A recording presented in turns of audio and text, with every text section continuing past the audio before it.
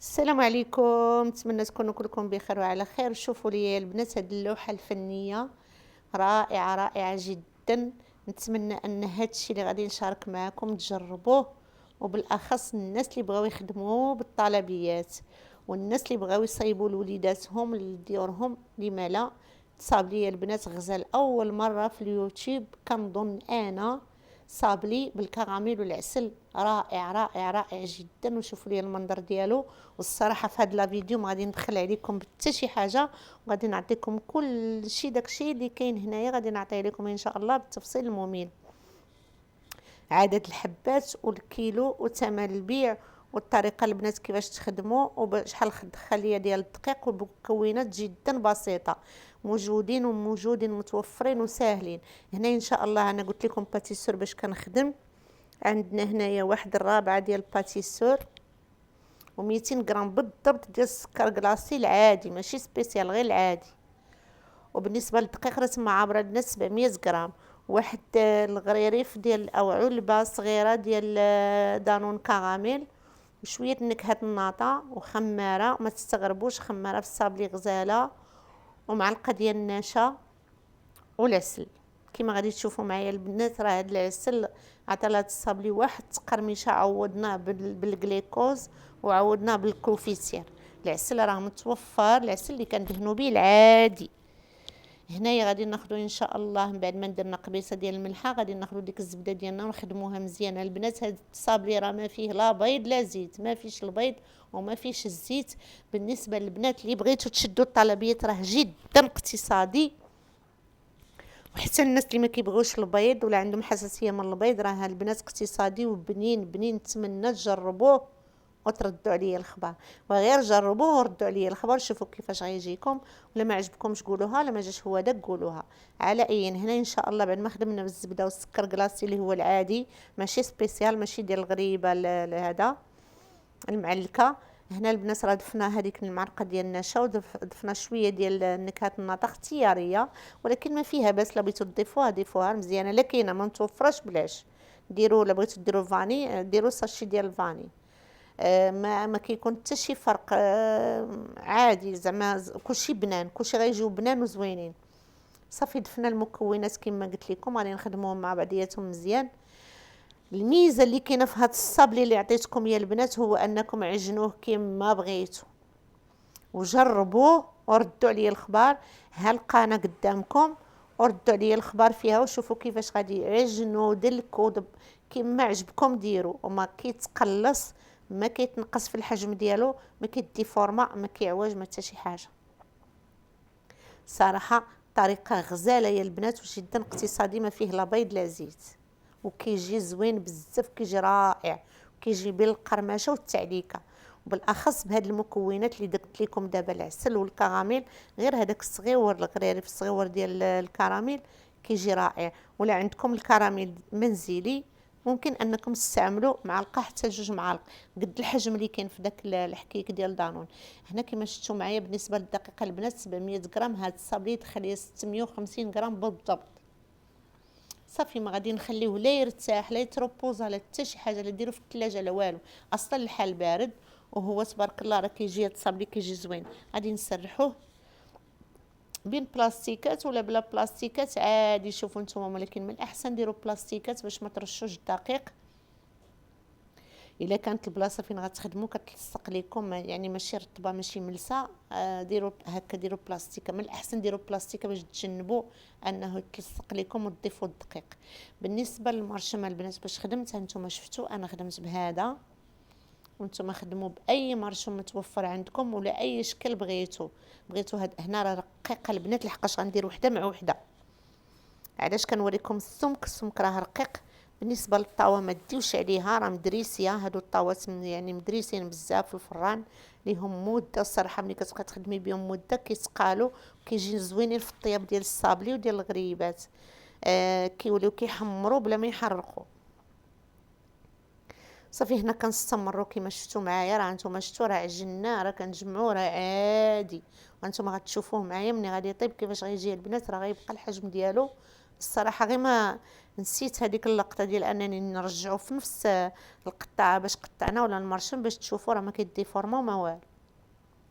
ما غاديش تندموا عليه، غير جربوه وردوا عليا الخبار. صافي هنا كنستمروا. بالنسبه للفران البنات يكون الفران سخون، ومنين نبغيو ندخلوا الصابلي ديالنا نقصوا الفران، ما نخليوش العافيه مجهده. من الاحسن طريقه الطياب ديال الصابلي العافيه تكون مهيله، ونبقاو ندوروا في الطاوله ديالنا حتى يتحمر لينا وياخذ داك اللوين الذهبي وتقرمش. انا هنا ان شاء الله غادي نوريكم العافيه بحالاش، النار بحالاش هانتوما كما كتشوفوا. غير يسخن قبل كاع ملي تبداو تخدموا شعلوه ونقصوا عليه نتوما كاع باش تفاداو، شعلوه خليوه منقوص. صافي هنا ان شاء الله بعد ما تحمر لينا الصابلي ديالنا هانتوما كتشوفوا. هنا البنات راه الليل الصراحه راه خدامين بالليل وكنصوروا بالليل. بعض المرات كيجيوك الطلبيات كيكونوا مالينهم زربانين، يعني الانسان كيكون مضطر باش كيخدم. الله يحسن العوال الجميع لان هذه المعيشه. هنا البنات كما كتشوفوا معايا هذيك راها النكهه ديال الكراميل اللي عندها اللون القهوي. راه كاين الكراميل، كاينه النكهه اللي لونها ماشي قهوي فاتح، وكاينه النكهه. غادي تاخذوا هنايا ان شاء الله 2 معالق حتى ل3 ديال الجليكوز وسخنوه. من الاحسن انكم تسخنوه، اخص دابا الحال بارد. صافي تضيفوا ليه النكهه. انا هنا قلت لكم درت النكهه ديال الكراميل. ممكن انكم ديروا اي نكهه بغيتوا.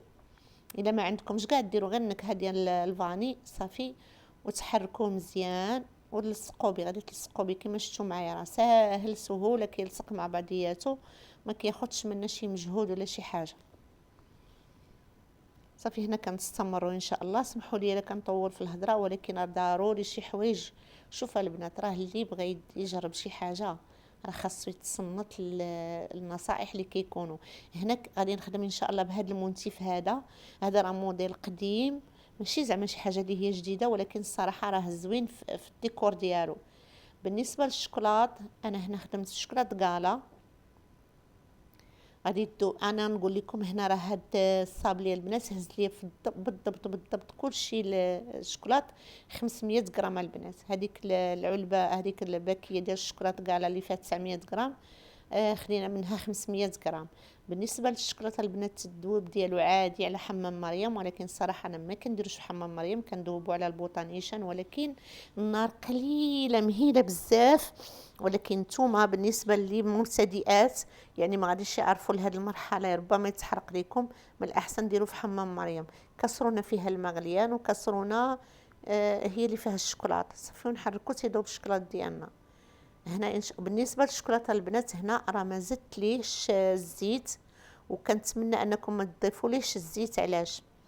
اولا المنتف باش غادي نخدم، اولا هذا الكادر هذا باش غادي نخدم ما غارقش بزاف، يعني ما غاديش يهز لينا الشوكولاط بزاف، غادي تكون فيه السمك ديال الشوكولاط الكادر رقيق، ما غاديش يكون غليظ بزاف.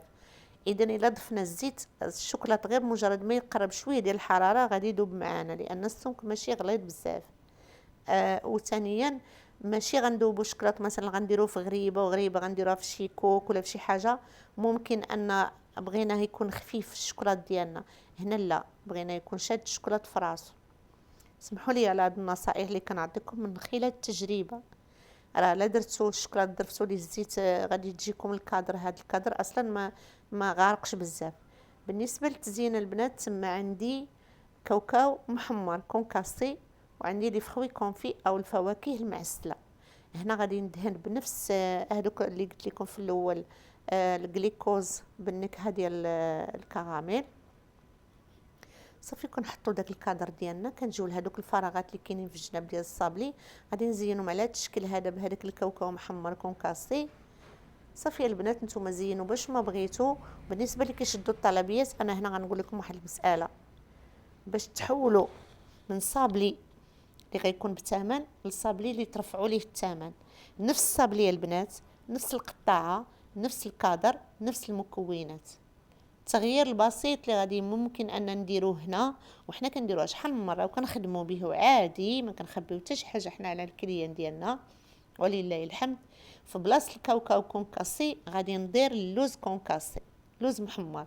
في بلاصه لي فخوي كونفي غادي ندير الفواكه الجافه، يعني غادي ندير شويه ديال البيستاج، شويه ديال الكاجو، وشويه ديال اللوز. ممكن ان نضيف لهم شويه ديال الزبيب الا بغيت، او بلاش. صافي اولا ونضيف ليهم اللوز ايفيلي. صافي ها هو البنات، ولا عندنا صابلي حتى هو بريستيج دوزيام بريستيج، يعني فوق بريستيج. حتى هذا اللي كنخدموا به دابا راه بريستيج حتى هو. ها انتم كتشوفوا راه المنظر ديالو جميل جدا، ولكن بمكونات الاقتصاديه وبسيطه في متناول الجميع. داكشي كيبقى على حسب الطلبيه ديال الكليان. هنا ممكن انني نحيدوا هذه الفواكه المعسله ونديروا الفواكه الجافه فقط. هذا هو التغيير اللي ممكن انكم ديروه وتخدموا به وتخرجوا به الطلبيات، وما غاديش يحشمكم، ومذاقه رائع جدا. نتمنى انكم تجربوها البنات وتردوا عليا الخبر. صافي هنا ان شاء الله غادي نستمر باش ما نطولش عليكم بزاف. اصلا الفيديو راه طويل شويه، غير باش نشرحوه هنا بعد ما كمل كامل. من الاحسن انكم تخليه واحد المده، واحد نص ساعه لا ساعه. لا كان ممكن عندكم الوقت خليوه حتى ليله كامله تيشد في راسو مزيان، كل حاجه تثبت مع بعضياتها. خليوه هكا، ما ديروش وحده على وحده. غادي ندوزو ان شاء الله عفوا، غادي ندوزو باش نعبر معاكم باش تشوفوا على عينيكم الكميه يا البنات اللي عطاها الصابلين بعد التزيين ديالو.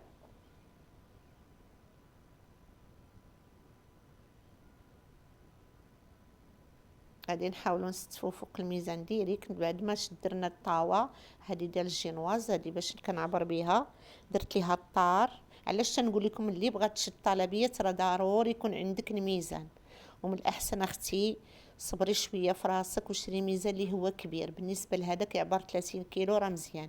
يعني الا غتشدي الطلبيه ديال الشباكيه ولا التريد ولا هذا عندك ميزان كبير، داك الصغير غادي يعذبك تقيمو كل مره. وراه دابا الحمد لله هادو ولاو متوفرين، ما بقاوش غاليين. في اللاو اللي كانوا غاليين شريناهم بثمن غالي صراحه. هنا كما كتشوفوا البنات كيلو 955 غرام، يعني خاصني 45 غرام على 2 كيلو. كون نضيفها في الفواكه، نزيد نغلظهم شويه، غادي يعطيني 2 كيلو نيشان. نزيد فيهم غير شويه شويه شويه في كل وحده، غادي نربح ديك 75 غرام وغادي تجيني 2 كيلو نيشان. بالنسبه لعدد الحبات راه 116 حبه البنات، ولكن راه ملصقين وحده مع وحده. هذا هو النهايه، والى اللقاء فيديو قادم. بسم الله ثمن البيع كما قلت لكم البنات، بالنسبه للثمن ديال البيع باش خرجتها الطلبيه هي 70 درهم. الى اللقاء ان شاء الله فيديو قادم.